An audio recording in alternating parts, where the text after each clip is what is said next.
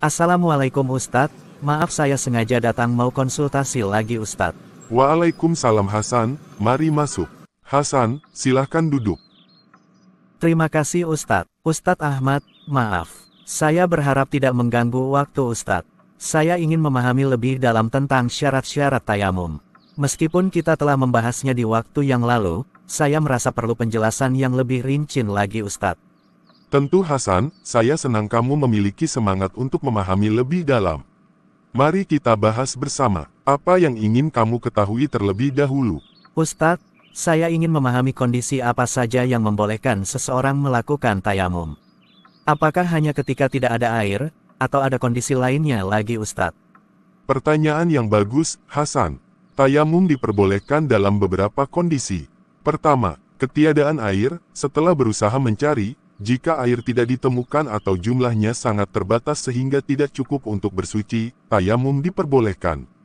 Yang kedua Hasan, yaitu pada saat kondisi sedang sakit, jika penggunaan air dapat memperparah penyakit atau memperlambat proses penyembuhan, berdasarkan saran medis atau pengalaman pribadi, tayamum diperbolehkan.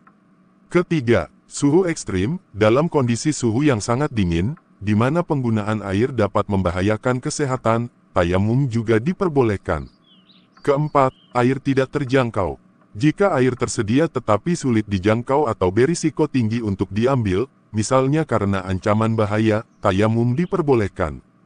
Kelima Hasan, keterbatasan air, jika air yang ada hanya cukup untuk kebutuhan mendesak seperti minum, terutama untuk menyelamatkan nyawa, tayamum diperbolehkan.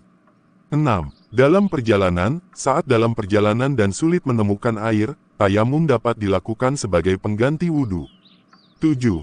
Masuk waktu salat, tayamum bisa dilakukan setelah masuk waktu salat dan tidak menemukan air.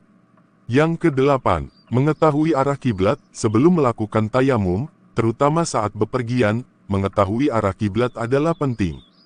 Ke-9, menggunakan media yang suci, tayamum harus dilakukan dengan menggunakan debu atau permukaan bumi yang suci dan tidak tercampur dengan zat lain seperti tepung atau kapur. Yang ke-10, menghilangkan najis terlebih dahulu, sebelum melakukan tayamum, pastikan tidak ada najis pada tubuh.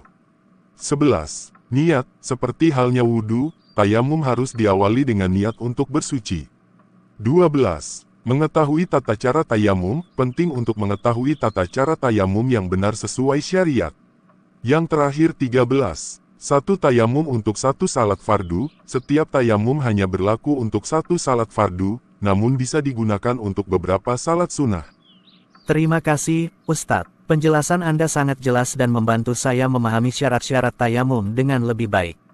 Sama-sama Hasan, ingatlah selalu untuk mendalami ilmu agama dan bertanya jika ada hal yang belum kamu pahami.